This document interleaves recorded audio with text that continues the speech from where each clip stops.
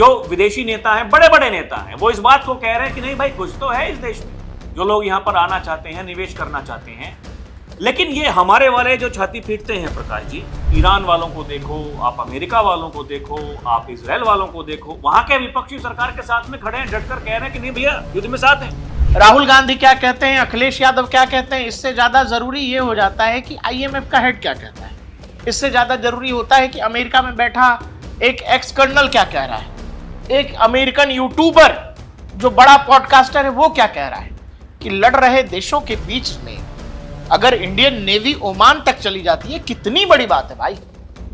कहा जाता है कि we are guardian of blue waters, blue water navy कहते हैं इंडियन नेवी को। आप वहां से निकल के राहुल जी ओमान की सागर चले जा रहे हैं और वहां से अपने जहाजों को स्कॉट कर रहे हैं, इसके लिए कितना पावर चाहिए। युद्ध क्षेत्र है, ये एग्रेसिव पोस्चरिंग बताती है, वो ये बतलाता है कि भारत अपने हितों की रक्षा दुनिया के किसी भी कोने में जाके कर सकता है। दर्शकों नमस्कार, डीएनपी इंडिया में आपका स्वागत है। मैं हूं आपके साथ राहुल चौधरी और मेरे साथ मेरे सहयोगी प्रकाश हैं। कुछ लोग हैरान हैं, परेशान हैं, उनको नहीं समझ में आ रहा कि क्या करें क्या ना करें, क्योंकि जब ईरान, इजराइल, अमेरिका इनके बीच में युद्ध शुरू हुआ तो देखिए भारत की सरकार ने शांति बनाए रखी। भारत की सरकार कुछ नहीं बोली, खुद प्रधानमंत्री नरेंद्र मोदी कुछ नहीं बोले, और यहां के जो विपक्षी हैं उन्होंने छाती पीटना शुरू कर दिया कि नरेंद्र मोदी आखिर क्यों नहीं बोल रहे हैं। नरेंद्र मोदी सरेंडर हैं, नरेंद्र मोदी कॉम्प्रोमाइज्ड पीएम है, नरेंद्र मोदी अमेरिका और इजराइल के साथ में खड़े हो गए हैं। ईरान हमारा इतना पुराना दोस्त है, लेकिन हम ईरानियों की मदद नहीं कर रहे हैं, हम आवाज नहीं उठा रहे हैं। और यहां हमने देखा कि भारत में रहने वाले कुछ लोग वो अपनी छाती पीटना उन्होंने शुरू कर दिया और कहा कि जी हमें ईरान भेज दीजिए। देखिए दर्शकों, वो एक भावना हो सकती है, हम इस पर कई बार जिक्र कर चुके हैं, और हालांकि भारत में रहते हुए ऐसा नहीं होना चाहिए, लेकिन कहते हैं कि भारत में लोकतंत्र है जी और लोकतंत्र में तो ऐसा होता है। ठीक है भाई, उनकी भावना है, उनको अलग हम रख देते हैं। लेकिन यहां के जो विपक्षी हैं, देखिए जितना हमारे लिए महत्वपूर्ण अमेरिका, इजराइल है, तो ईरान भी कहीं ना कहीं हमारे लिए महत्वपूर्ण है। लेकिन देश के प्रधानमंत्री नरेंद्र मोदी ने ना वो ईरान के लिए कुछ कहा, ना इजराइल के लिए कुछ कहा, ना अमेरिका के लिए कुछ कहा। हमारा एक स्टैंड था कि भाई हमें अपने लोगों की रक्षा करनी है, अपने लोगों को वहां से वापस लेकर के आना है। इसके अलावा जो हमारी जरूरतें हैं, अपनी जरूरतों को पूरा करने के लिए हमें अगला स्टेप उठाना है। ईरान ने जिस स्ट्रेट ऑफ हॉर्मुज से वो जहाज निकल करके आ रहे थे, जो कच्चे तेल के, एलपीजी गैस के, लोग परेशान हैं, त्राहिमाम हैं।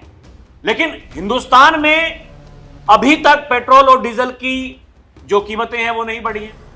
हालांकि एलपीजी में जरूर बढ़ोतरी हुई, लोग सड़कों पर दिखे, लेकिन सरकार का यह भी कहना है कि हमारे पास में स्टॉक है और हमने बात कर ली है, हम लगातार ईरान के संपर्क में हैं। वो जो रास्ता है जिस पर ईरान का कब्जा माना जाता है, वहां से भारत के जहाज आ रहे हैं। तो ये जो कूटनीति है जिसके बारे में विपक्षी सवाल उठाते हैं, हमने देखा ऑपरेशन सिंदूर के बाद से लेकर के अभी तक तमाम सवाल उठाए गए।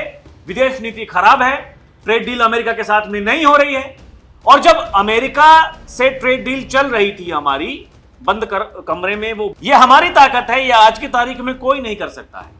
जो विदेशी नेता हैं, बड़े बड़े नेता हैं, वो इस बात को कह रहे हैं कि नहीं भाई कुछ तो है इस देश में, जो लोग यहां पर आना चाहते हैं, निवेश करना चाहते हैं। लेकिन ये हमारे वाले जो छाती पीटते हैं प्रकाश जी, मैं ये समझना चाहता हूं कि इनको दिक्कत क्या है इनके साथ में। देखिए राजनीति है वो अच्छी बात है, लेकिन देश जब इस संकट में है, जब, क्योंकि अगर आप ईरान वालों को देखो, आप अमेरिका वालों को देखो, आप इजराइल वालों को देखो, वहां के विपक्षी सरकार के साथ में खड़े हैं, डटकर कह रहे हैं कि नहीं भैया युद्ध में साथ हैं। राहुल जी, अगर मतलब विपक्ष की जहां तक बात है, तो कोई भी सामान्य व्यक्ति आजादी के बाद से आप आज तक का आकलन करेंगे ना, तो देश में सबसे बेकार, बर्बाद या मतलब किसी लायक नहीं, उस तरह का विपक्ष देश के सामने है। हम विपक्ष पर ज्यादा बोलने के लिए नहीं आए हैं। अब तक हम लोगों ने बात ये की है कि भाई जो कूटनीति आपको दिखाई दे रही है, राहुल जी देखिए, हम लोग ना पुरानी बातें कई बार याद करते हैं। हम लोग जैसे सुभाष चंद्र बोस को याद करते हैं, उन्होंने भी डिप्लोमेसी दिखाई थी, उन्होंने जापान जाकर जो डिप्लोमेसी दिखाई और भारत के खिलाफ उस समय अंग्रेजों के खिलाफ एक तरह की जो तैयारी की, उसमें बताया जाता है कि जापान ने बेहद मदद की थी उस दौरान। उसके बाद जब आप आगे आते हैं, आपको याद आता है बांग्लादेश युद्ध, जब हमने बांग्लादेश बनाया और किस तरह से भारतीय सेना ने अमेरिका को रोका रूस के साथ मिलकर के। उसके बाद याद आएगा आपको पोखरण का परमाणु परीक्षण, कि दुनिया का दबाव, अमेरिका का दबाव, 24 घंटे अमेरिकी सैटेलाइट्स पोखरण के ऊपर लगे रहते थे, फिर भी हमने परमाणु विस्फोट किया। आपको उड़ी की घटना के बाद भारत का सर्जिकल स्ट्राइक याद होगा, पुलवामा की घटना के बाद भारत का एयर स्ट्राइक याद होगा, और अभी जब पहलगाम में हुआ तो ऑपरेशन सिंदूर आपको याद है। हमने ये देखा है कि अगर आप 2000 के बाद 2026 पिछले 20-25 साल ने, तो हमने पूरी की पूरी डॉक्ट्रिन बदलती देखी है। हमने वो दौर भी देखा है, आपको याद होगा हम लोग जब स्कूल कॉलेजों में थे तो पाकिस्तान के आतंकी आते थे, हमला करते थे, चले जाते थे, हम दुनिया के देशों का मुंह देखते थे। 2014 में एक ऐसी सरकार आती है जो कहती है कि नहीं, हम इसको नॉर्मल नहीं होने देंगे, हम इसे हमारे देशवासियों के जीवन का हिस्सा नहीं होने देंगे। हमने उसका अलग अलग स्तर पर जवाब देना शुरू किया।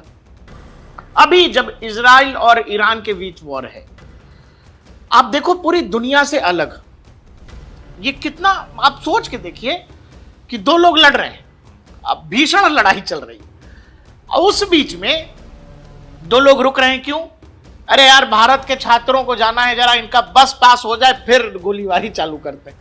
हमने यूक्रेन में ये देखा है। हाँ, लेकिन इस बात को भी तो मजाक मानते हैं ना लोग कि देखिए विश्व गुरु हैं। आज भी अखिलेश यादव, राहुल गांधी जैसे नेता इस बात को कहते हैं। वही मैंने आपसे कहा कि जो बात राहुल गांधी क्या कहते हैं, अखिलेश यादव क्या कहते हैं, इससे ज्यादा जरूरी ये हो जाता है कि आईएमएफ का हेड क्या कहता है।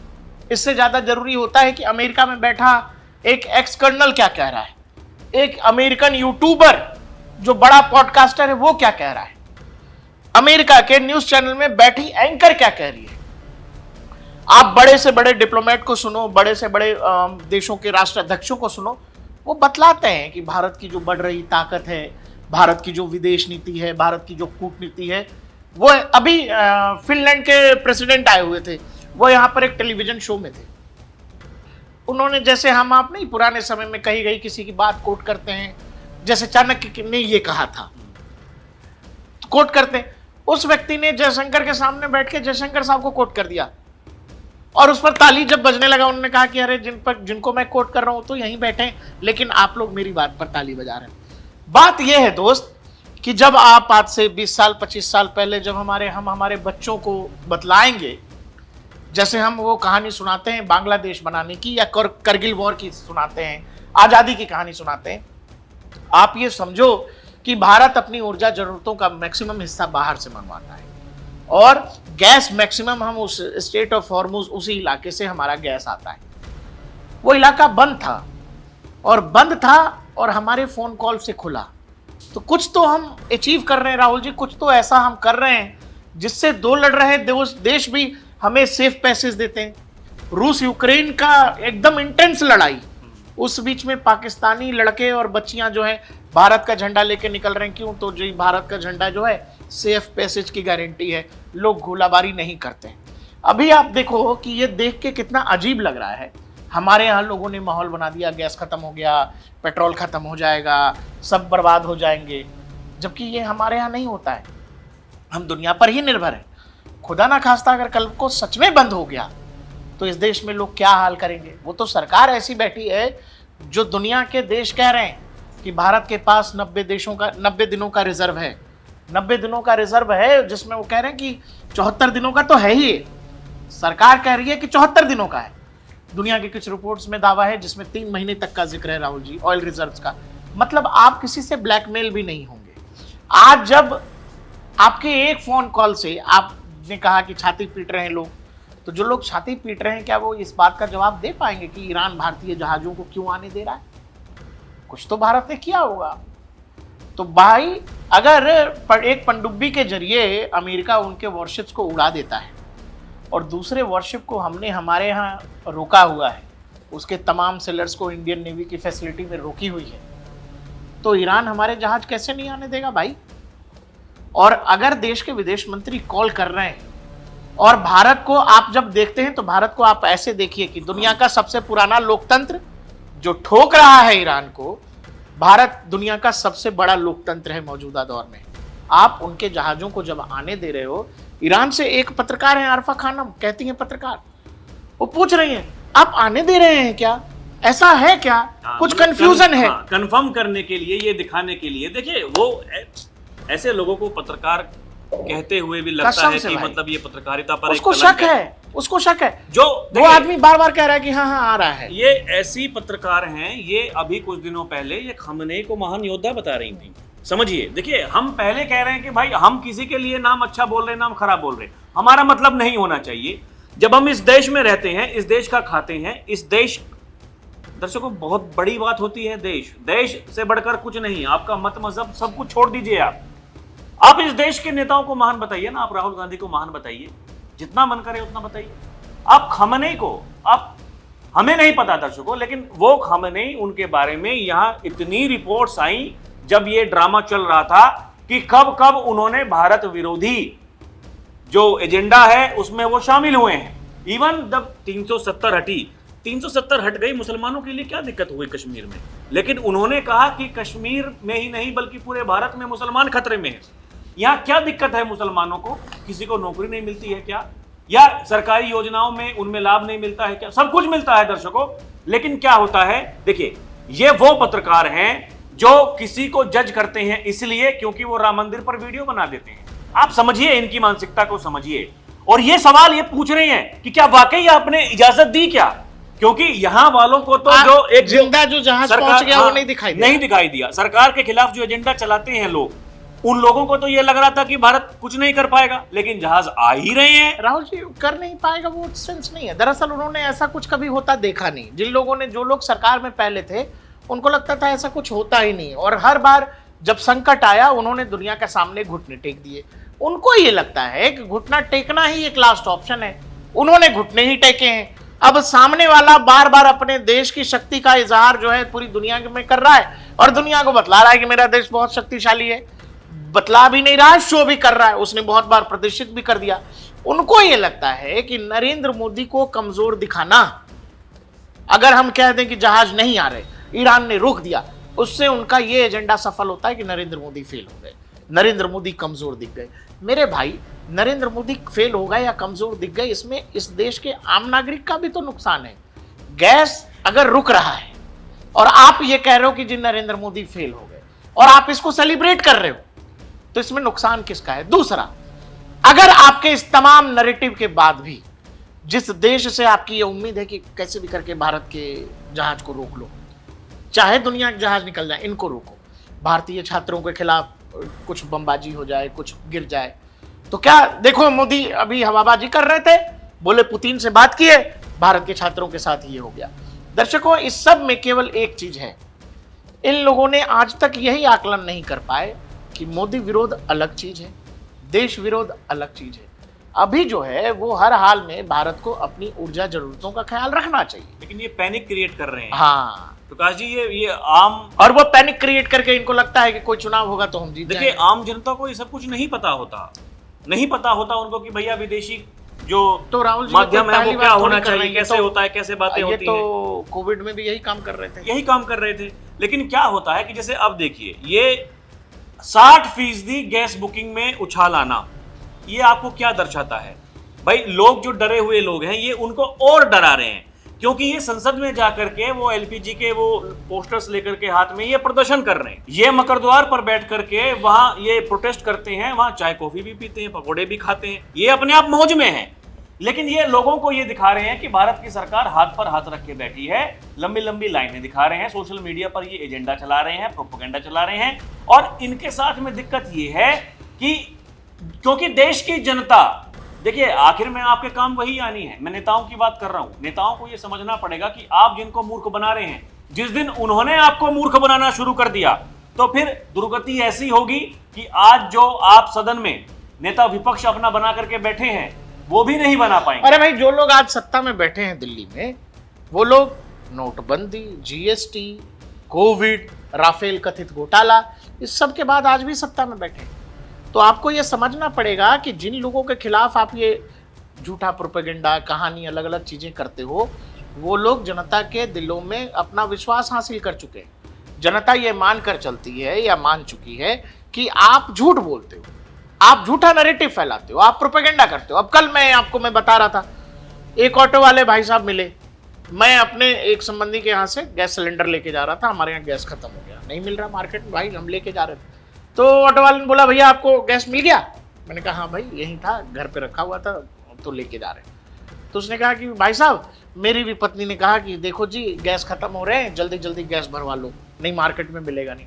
तो उसने क्या कहा जानते हैं? उसने कहा कि मैंने अपनी पत्नी से कहा अरे हमारे यहाँ खाना तो खत्म नहीं हो रहा, अनाज खत्म होगा ये ज्यादा बड़ा सवाल है, गैस खत्म होना कोई बड़ा सवाल नहीं है भैया, खाना तो हम कैसे भी पका लेंगे, हम लोगों ने बहुत लंबे समय तक चूल्हे पे पकाया है।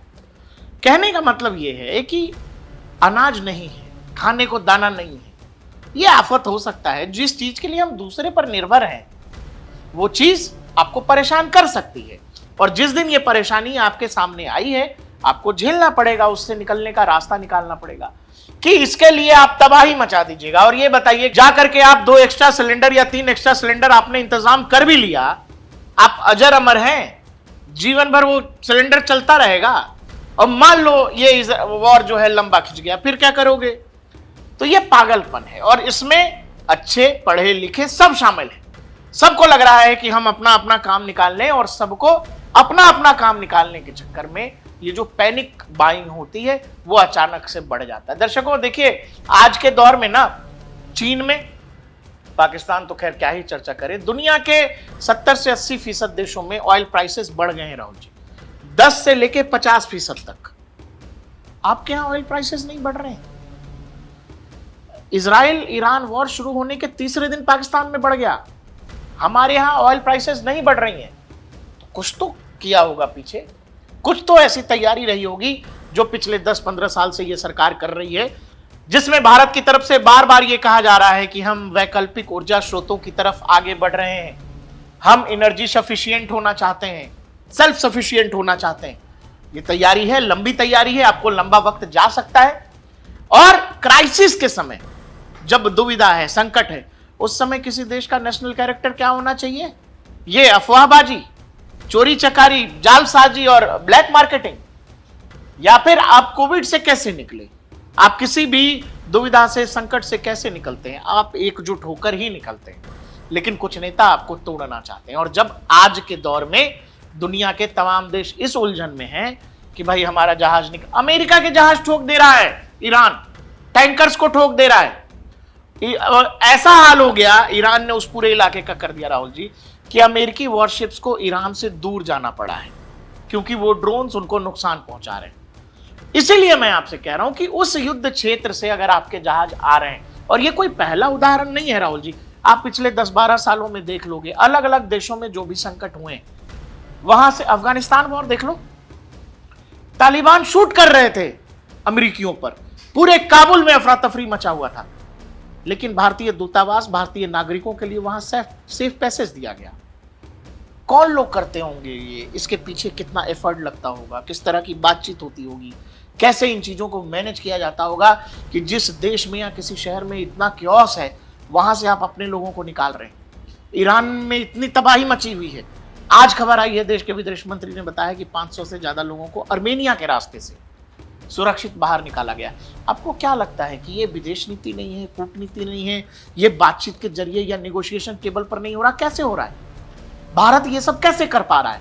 आप इजराइल के भी दोस्त हैं, नेतन्याहू कह रहे हैं कि बेस्ट फ्रेंड, ईरान कह रहा है कि भारत हमारा भाई है, आप रूस से तेल खरीद रहे हैं, और अमेरिका कह रहा है कि हमारे यहां भी ऑयल में आप वो करो। आप पूरे यूरोप से उस समय मदर ऑफ ऑल डील्स करते हो जिस समय ट्रंप पूरे यूरोप को गाली दे रहा है, और जैसे ही आप मदर ऑफ ऑल डील्स यूरोपीय यूनियन के साथ करते हो, ट्रंप कहता भाई साहब हमसे भी कर लीजिए। आप ये सोचो कि ये कितना बहुआयामी है मेरे भाई, इतने इसके कितने सारे हिस्से हैं, आप इसको कैसे एक्सप्लेन करेंगे? हमारा विदेश मंत्री यूरोप में बैठ के कह देता है कि यूरोप को यह सोचना चाहिए कि यूरोप के हिसाब से ही चीजें सही और गलत नहीं होती, हर देश का अपना सही और अपना गलत होता है। अगर आप यूरोप में बैठ के पाकिस्तान से दोस्ती कर सकते हो, तो हम ईरान से या इजराइल से या किसी देश से दोस्ती करें या ना करें, इससे आपका क्या लेना देना? रूस हमारा दोस्त होगा या नहीं होगा, अमेरिका या यूरोप कैसे तय करेगा? हमारे यहां बैठ करके आप मजाक इसीलिए उड़ा रहे हैं क्योंकि आपको कोई नेता पसंद नहीं है। नेता पसंद नहीं है चलेगा, लेकिन जहां तक देश का सवाल आता है, आपको इस बात का गर्व तो होना चाहिए कि लड़ रहे देशों के बीच में अगर इंडियन नेवी ओमान तक चली जाती है, कितनी बड़ी बात है भाई, कितनी बड़ी बात है। आप उस इलाके में, इंडियन ओशन कहा जाता है कि we are guardian of blue waters, blue water navy कहते हैं इंडियन नेवी को। आप वहां से निकल के राहुल जी ओमान की सागर चले जा रहे हैं और वहां से अपने जहाजों को स्कॉट कर रहे हैं। इसके लिए कितना पावर चाहिए? युद्ध क्षेत्र है, युद्ध क्षेत्र है। आपका नेवी का कोई जहाज अगर चपेटे में आ गया तो ये अलग से राजनीति का माहौल है, लोगों के लिए मौका है। लेकिन आपने भेज दिया, ये एग्रेसिव पोस्चरिंग बताती है, वो ये बतलाता है कि भारत अपने हितों की रक्षा दुनिया के किसी भी कोने में जाके कर सकता है। वो इलाका जहां पर फिलहाल अमेरिकी नेवी उस इलाके से दूर जा रही है कि जी और दूर चलो ईरान से, हम ईरान के स्ट्रेट ऑफ हॉर्मुज के पास ओमान की खाड़ी में जाके हमारे जहाजों को स्कॉट करके ला रहे हैं। ये बात जिनको समझ में आ रही है, नहीं आ रही है मुझे नहीं पता। जो लोग स्ट्रेटेजिक कहानी समझते हैं कि रणनीतिक तौर पर इंडियन नेवी का इस ऑपरेशन में डिप्लॉयमेंट, ये कितनी बड़ी बात है कि आप हमारे जहाजों की जो ऑयल टैंकर्स हैं, जो गैस टैंकर्स हैं, उनकी रक्षा के लिए आपने इंडियन नेवी को उतार दिया। और राहुल जी, इसका कहीं कोई प्रचार नहीं है, कहीं कोई हवाबाजी नहीं है, कहीं कोई ट्वीट नहीं है। हाँ, इवन हमारे मीडिया वालों को भी इस बात से मतलब कोई इंटरेस्ट नहीं है उसमें कि वो कुछ बताएं आपको कि देखिए भारत, क्योंकि अगर मीडिया अपना काम करती है दर्शकों, तो जो हमारे विपक्षी नेता हैं ये उसको गोदी मीडिया बताते हैं। ये तो इनकी कहानी है, ये इनकी सोच है। बहरहाल बड़ी बात यह है कि भारत अपने हितों के लिए, अपने नागरिकों की रक्षा के लिए वो क्या कुछ करता है और कैसे बंद कमरे में जो डील होती है बैठ करके, वो जितने भी देश आपस में लड़ रहे हैं, राहुल जी, हम सबसे बात कर रहे हैं। इंटरनेशनल एनर्जी कमीशन है, उसने कहा कि चूंकि ऑयल प्राइसेस दुनिया भर में बढ़ रही हैं, उसने कहा कि दुनिया के बड़े देश हैं जो जिनके पास ऑयल रिजर्व है, उनको कुछ कुछ तेल जो है मार्केट में, ओपन मार्केट में लाना चाहिए। भारत ने मना कर दिया। भारत ने कहा हम नहीं देंगे भाई। दूसरा, भारत ने यह कहा कि ये ओपन मार्केट में अगर हम ऑयल दे भी देंगे, इससे भी ऑयल के प्राइसेस नीचे नहीं आएंगे। तीसरा, ये केवल हमारे लिए है, हमारी सेना के लिए। आप ये चाहते हो कि भारत अपने ऑयल रिजर्व्स खाली कर दे पश्चिमी देशों के दबाव में आकर? ऐसा नहीं होगा। इसको स्ट्रेटेजिक ऑटोनॉमी कहते हैं। ये फैसला लेने की ताकत दिखलाता है कि आपको पहले लगता था कि आप पाकिस्तान में मारेंगे तो अमेरिका क्या कहेगा, यूरोप क्या कहेगा। आज आपको कुछ नहीं लगता है, आप दुनिया के किसी भी देश को मना कर देते हो। अमेरिका की रजामंदी हो या ना हो, आपको रशियन ऑयल चाहिए तो आप चाहिए, आप ले रहे हो। इजराइल ईरान लड़ रहे हैं, आपको आपके ऑयल टैंकर्स चाहिए तो आपने वहां तक इंडियन नेवी तक को डिप्लॉय कर दिया। इसी को कहते हैं स्ट्रेटेजिक ऑटोनॉमी। जिन लोगों को यह समझ आती है बेहतर है, नहीं आती है वो लोग ऐसे ही चिल्लाते रहेंगे। राहुल जी चिल्लाते ही रहेंगे। देखिए, जिनका काम है छाती पीटने का, वो छाती ही पीटेंगे, वो देश के हित में नहीं सोच सकते। दर्शकों, आपको क्या लगता है हमें कमेंट करके बताएं। अभी के लिए इतना ही। आप देखते रहें डीएनपी इंडिया, हर खबर भरोसे के साथ। नमस्कार, जय हिंद।